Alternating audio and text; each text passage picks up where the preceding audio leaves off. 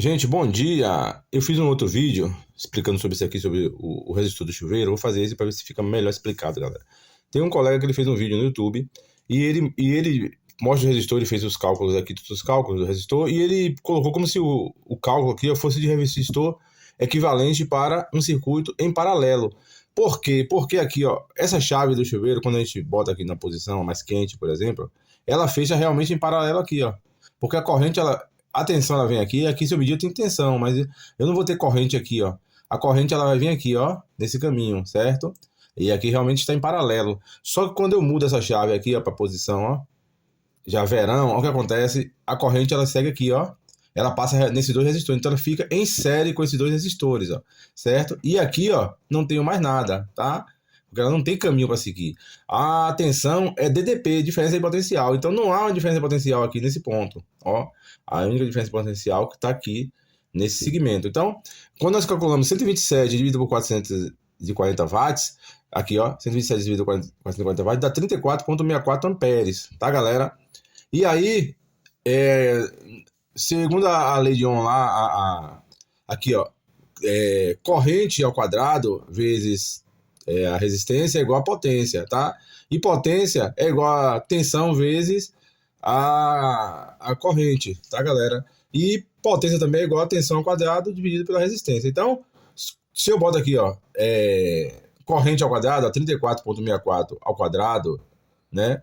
Vezes 3,67, eu vou ter os 4.400 watts aqui. Por que 3,67, Paulo? Porque, inclusive, o colega esqueceu de calcular aqui, ó, no circuito, o cabo, ó, que é de cobre. E ele tem uma resistividade aqui, ó, de 0,172. Eu tenho que calcular esse 0,172 junto no circuito, que ele está em série no circuito, tá vendo?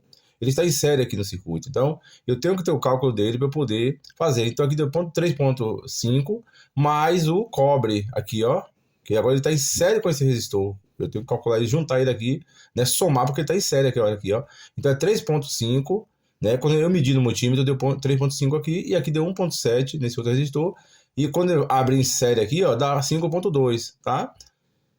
Essa potência aqui faz o quê? Ela tem uma queda de tensão, ela diminui. Então aqui é aquela parte da água que fica mais morninha, tá? Quando eu quero mais quente, eu vou e me vira a chave, ó, pã, pronto, a corrente passa aqui agora. Esse resistor agora esquenta bastante, eu tenho mais quente aqui, ó, porque ele tem um caminho menor aqui para seguir, ó, só por esse.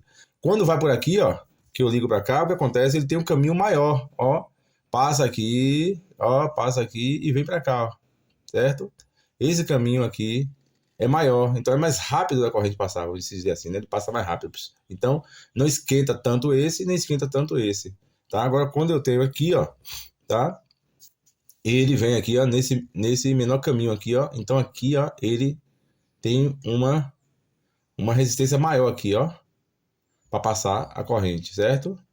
Então ele fica mais quente aqui nesse resistor, tá? Porque ele está em paralelo, certo? E lá está em série. Então é isso, galera. Eu tenho que calcular aqui, ó, a resistividade do cabo junto com o circuito, tanto aqui no paralelo quanto aqui em série também. Tem que ser feito esse cálculo. As pessoas desprezam aqui, ó, o cobre porque é desprezível realmente, né?